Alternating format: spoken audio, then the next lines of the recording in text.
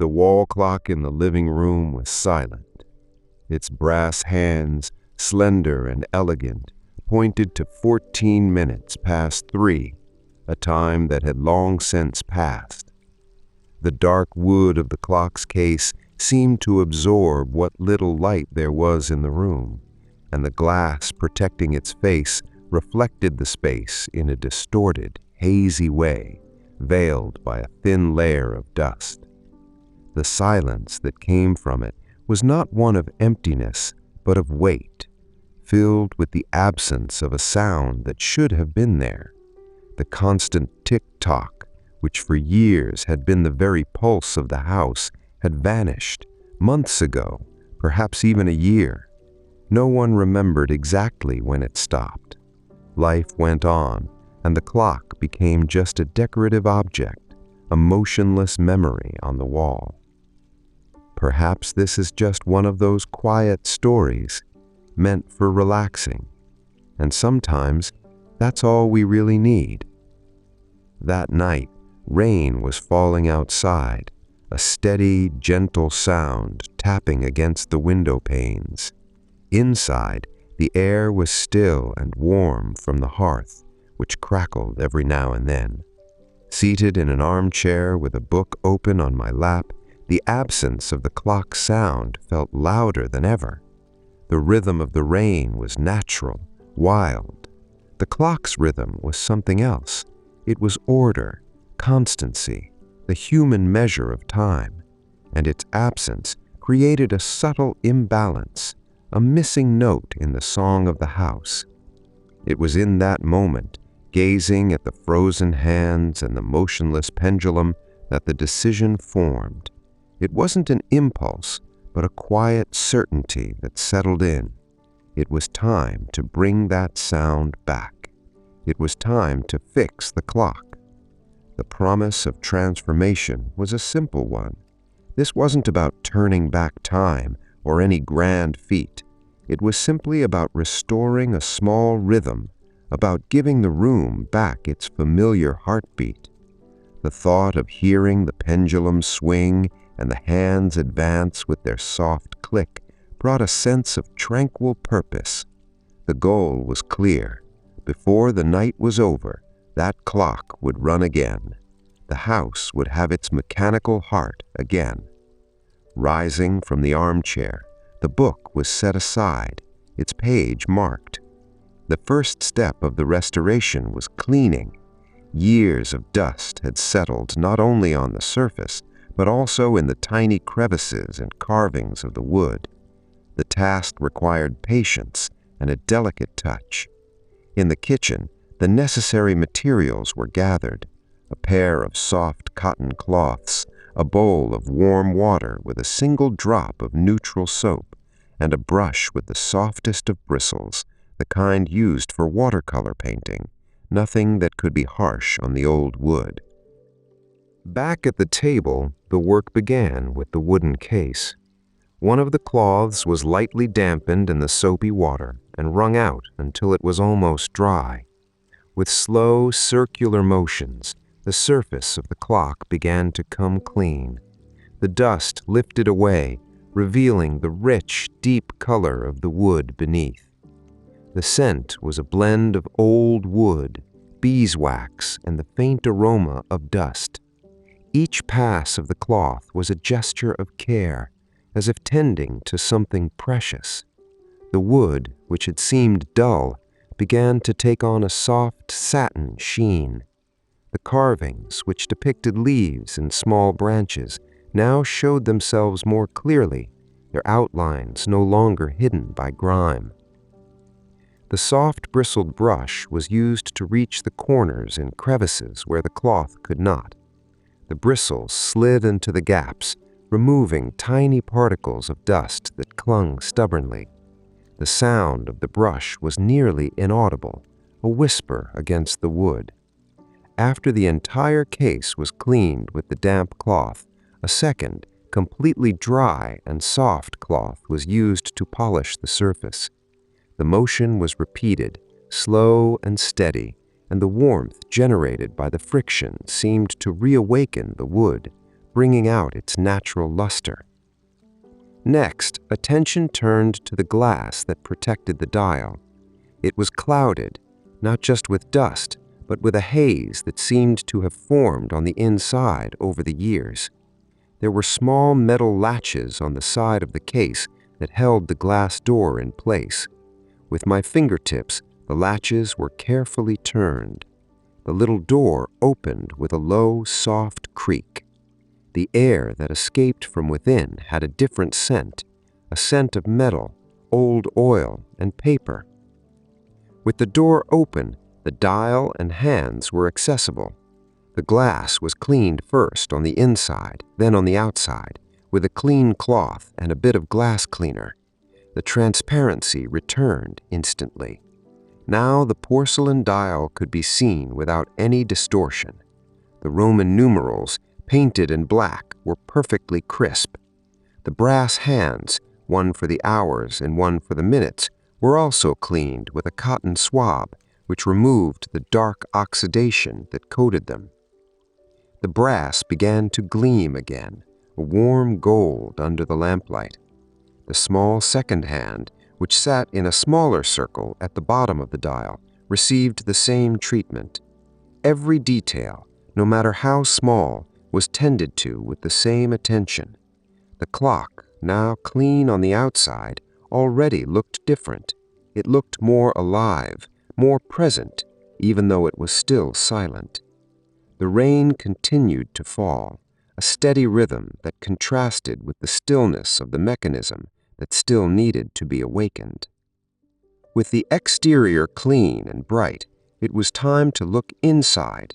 The real mystery, the cause of the silence, was hidden behind the dial, in the clock's mechanical heart. To access it, the back panel of the wooden case had to be removed. The clock was turned over with extreme care, resting again on the soft cloth to protect the newly cleaned glass. The back was a simple wooden plate, held in place by 4 small brass screws, one in each corner. The screw heads had straight slots, an old design that required an equally simple screwdriver. A small toolbox was brought from the pantry. Inside was a collection of screwdrivers of various sizes. One was chosen, the one that fit perfectly into the slots of the screws. The metal of the tool was cool to the touch. The first screw was turned counterclockwise. It resisted a little at first, seized by time, but then it gave way with a small snap. The sound of metal turning against wood was sharp in the quiet room. One by one, the 4 screws were removed and placed in a small ceramic bowl so they wouldn't be lost. With the screws out, the wooden back panel was loose. Using my fingertips, it was carefully lifted away. The wood separated from the case and revealed what lay within. It was like opening a door to a miniature world, a universe of brass gears, steel springs, levers, and pivots. Everything was motionless, frozen in time, like a sleeping city. A thin layer of dust coated everything, giving the metal components a matte finish. The smell of old oil and metal was stronger now. The mechanism was an intricate tapestry of interlocking parts. There were toothed wheels of different sizes, some large and robust, others small and delicate.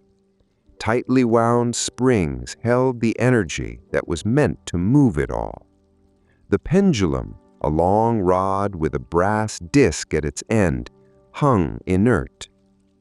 Everything was there, visibly intact. Nothing was broken, no part was loose or out of place. The cause of the problem was subtle, invisible at first glance. The lamplight was adjusted to better illuminate the interior of the mechanism. Each gear was observed, each connection examined. It was a task of pure observation, of trying to understand the logic of this small machine. The dust was the first problem to be solved. Tiny particles could easily jam a delicate gear or prevent the smooth movement of a lever. The complexity of the mechanism was fascinating. Each piece had its function, its exact place, and all of them needed to work in perfect harmony for time to be measured. The silence in there was profound. It was the total absence of movement, a stark contrast to the life that this collection of parts was supposed to have. The rain tapped against the window, a reminder of the time passing outside, while the time in here, in the heart of the clock, was at a complete standstill. Cleaning the internal mechanism required even more care than cleaning the external. Water was out of question. Moisture could cause rust and damage the delicate parts. The chosen instruments were a small rubber blower, the kind used for cleaning camera lenses, and the same brush with extremely soft bristles used before. The goal was to remove the dust without disturbing the delicate alignment of the gears. The work began with the blower. Squeezing the rubber bulb, a gentle, focused puff of air was aimed at the gears. Fine dust rose in tiny clouds, dancing in the lamplight before settling nearby. The process was repeated several times, blowing the air from different angles to reach every corner of the mechanism. Small tufts of dust and perhaps even a minuscule spider web were dislodged from the most hidden areas. The sound of the air from the blower was a soft whoosh, the only sound of movement in that stilled universe. After most of the loose dust was removed, the soft brush came into play. With a touch as light as a feather, the bristles were swept over the teeth of the gears, along the levers, and around the pivots. The work was slow, methodical. Each part was cleaned individually. The dust that was more stuck on came loose with the passing of the brush. It was a task that demanded full concentration. The hand had to be steady, but the touch extremely gentle. During this meticulous cleaning, the problem finally revealed itself. On one of the smaller gears, almost in the center of the mechanism, something was wedged between two of its brass teeth. It was minuscule, almost invisible. It looked like a hardened grain of dirt or perhaps a splinter of wood. It was just enough to stop that tiny wheel from turning, and like a chain reaction, if one part stops, all the others stop too. The clock's heart was stopped by such an insignificant obstacle. The discovery brought a sense of relief. The problem wasn't a broken part or a complex defect, but something simple, something that could be fixed. Looking closer, it was possible to see the exact point where the movement had been halted. The gear was stuck, unable to complete its turn. All the other parts were ready to move, waiting for that little push that never came. The mechanism, now free of most of the dust, gleamed a little more under the light.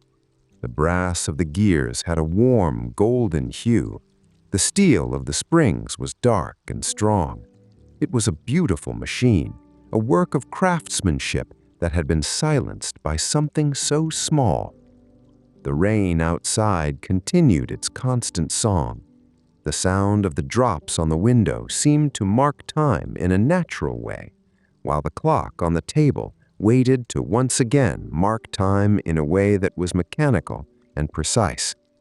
The next step was to remove that tiny obstacle and give the clock a chance to beat again. To remove the tiny piece of debris stuck in the gear, an even more precise tool was needed. From the toolbox, a pair of tweezers with the finest of points was retrieved. The tweezers were stainless steel, light and cool in my hand.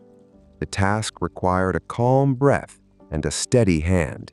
Any sudden movement could dislodge one of the parts or scratch the soft brass metal. The lamplight was positioned to eliminate any shadow over the work area. Leaning over the mechanism, the tips of the tweezers were brought close to the small gear. The space to maneuver was minimal. The fine points of the tweezers closed carefully around the tiny grain of dirt. For a moment, it seemed to resist, but with gentle, steady pressure, it came loose. The tweezers lifted it free, and it was placed on the white cloth on the table. It was a minuscule fragment, almost nothing at all. With the obstacle removed, the next step was to ensure that future movement would be smooth. The old oil that lubricated the parts had dried over time, becoming a thick paste that hindered more than it helped. With a clean cotton swab, the excess old oil was carefully removed from the main points of contact, the pivots where the gears turned. The cotton came away darkened, taking the grime and old lubricant with it. Then came the final touch of life, new oil. It was a special clock oil, very fine and clear, contained in a small vial with a needlepoint applicator. The tip of the needle was positioned over one of the pivots, and a single tiny drop of oil was released. The transparent drop spread instantly, coating the metal joint with a glistening film. The process was repeated on all the main points of articulation, one drop at a time. The scent of the new oil was clean and almost imperceptible. The most delicate moment arrived. With the tip of a finger, the pendulum, which was still, was gently pushed to the side. This initial movement caused a lever to shift, which in turn engaged the first gear, and then something magical happened. The small gear that had been stuck turned by one tooth. This caused the next gear to turn as well. A chain reaction began, slow and hesitant at first. The toothed wheels began to move, one against the other, in a silent mechanical ballet. There was no tick-tock sound yet, as the escapement mechanism that produces it would only work with the continuous swing of the pendulum, but there was movement. Life was returning to that little city of metal. The gears turned smoothly, driven by the energy stored in the main spring. The heart of the clock, once still, now pulsed with silent motion. The machine was ready. With the mechanism clean, clear, and lubricated, it was time to close up the clock.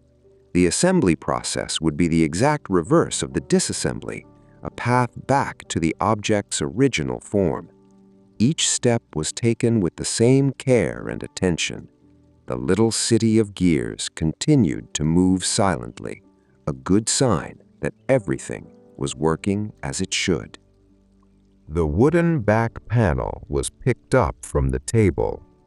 Before putting it in place, its inner side was also wiped with a dry cloth to remove any trace of dust. The wooden plate was then carefully aligned with the opening on the back of the clock's case. It fit perfectly, sliding into place with a soft sound. The 4 screw holes were perfectly aligned. The small ceramic bowl with the brass screws was brought near. One by one, the screws were picked up and placed in their respective holes. With the screwdriver, they were tightened, not too tight, just enough to make the panel firm and secure. The sound of each screw being tightened was a sound of completion, of closure. The wooden back panel was picked up from the table. Before putting it in place, its inner side was also wiped with a dry cloth to remove any trace of dust. The wooden plate was then carefully aligned with the opening on the back of the clock's case. It fit perfectly, sliding into place with a soft sound. The 4 screw holes were perfectly aligned. The small ceramic bowl with the brass screws was brought near. One by one, the screws were picked up and placed in their respective holes. With the screwdriver, they were tightened, not too tight, just enough to make the panel firm and secure. The sound of each screw being tightened was a sound of completion, of closure. The mechanism was now protected once again inside its wooden case. The clock was turned to face forward once more, its dial facing up. The glass door, which had been left open during the entire process, was closed. The small metal latch was turned, securing the door with a soft, satisfying click. A final wipe with a clean cloth removed any fingerprints that had been left on the glass or the polished wood. The clock was whole again, clean and restored. It looked new, yet it still carried the marks of time, which gave it character. Now it needed energy. To the side of the dial were two small keyholes. They were the winding arbors. A small brass key, which was kept in a compartment at the base of the clock, was found. The tip of the key was inserted into the right-hand hole, which wound the time mechanism.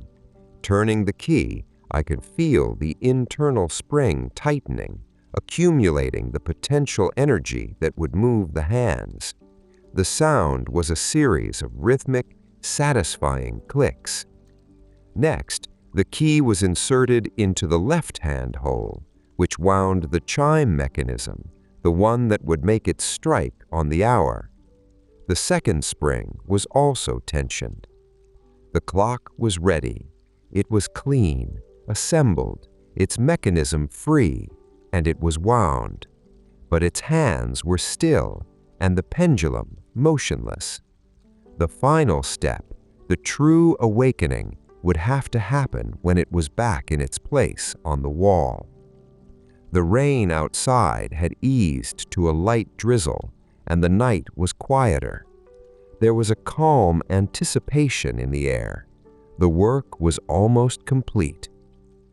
With the clock in my arms, the journey back to the living room wall was made with slow steps. The object's weight felt familiar now and comforting. The hook on the wall waited, firm and secure. With a careful movement, the clock was lifted and settled onto the hook. It seated itself perfectly, filling the lighter rectangle on the wall. It was back in its rightful place, as if it had never left. But it was still silent. The hands showed the time they were cleaned, and the brass pendulum hung straight and still. The glass door was opened one more time. The brass disc at the end of the pendulum was cool to the touch. With the tip of my index finger, the pendulum was drawn gently to the left, just a few inches, and then it was released. For an instant, there was only silence. The pendulum swung to the right, passing through the center, and then, at the end of its arc, came the sound. Tick. A clear, metallic, and delicate sound. The pendulum began its journey back to the left. As it passed the center and reached the other end, another sound. Tock. Tick. Tock. Tick. Tock. The rhythm began. Tick. Tock. Tick. Tock.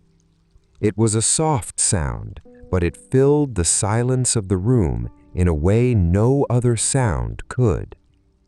The pendulum swung back and forth in a steady, hypnotic arc, its brass disc reflecting the soft lamplight. The small second hand began its circular journey, advancing one tiny step with each beat. The hour and minute hands were adjusted to the correct time, using a small knob at the center of the dial. It was nearly 10 o'clock at night. With the time set, the little glass door was closed for the last time. The work was done. A chair was pulled close, and sitting there, the only thing to do was watch and listen. The sound of the tick-tock was incredibly comforting. It was a sound of order, of stability. Each beat was a small piece of time made audible. The room, which before had felt a subtle emptiness, now felt complete. The sound of the clock mingled with the soft sound of the rain still falling outside. One was the rhythm of nature, the other the rhythm of human ingenuity. Together, they created an atmosphere of deep peace. My gaze traveled over the clock, the polished wood, the clear glass, the crisp Roman numerals, the brass hands moving almost imperceptibly, and the pendulum swinging, always in the same rhythm, a heart that does not tire. The promise of the evening had been fulfilled. The silence had been replaced by a steady, gentle pulse.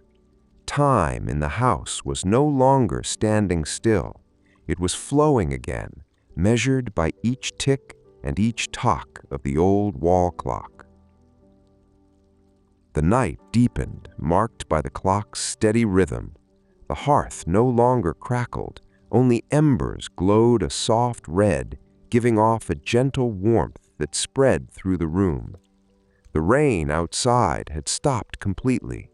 The only sound that remained was the tick-tock, which now seemed to be part of the very fabric of the house.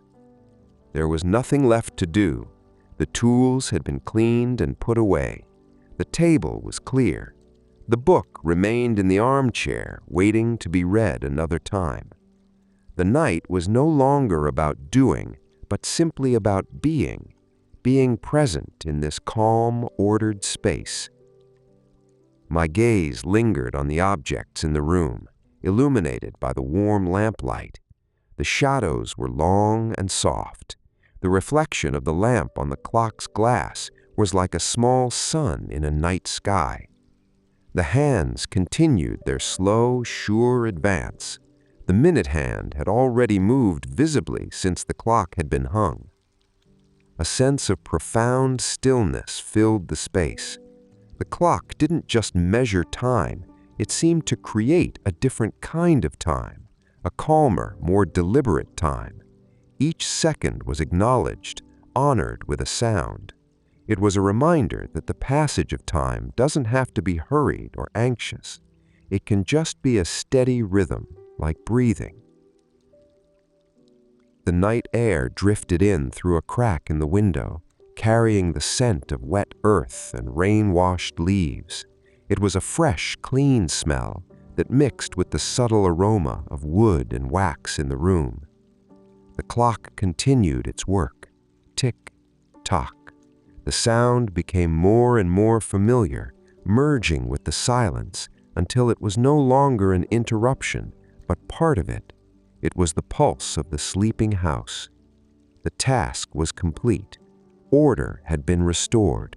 A small piece of the world had been cared for and mended. And in the quiet of the night, that was enough. It was everything.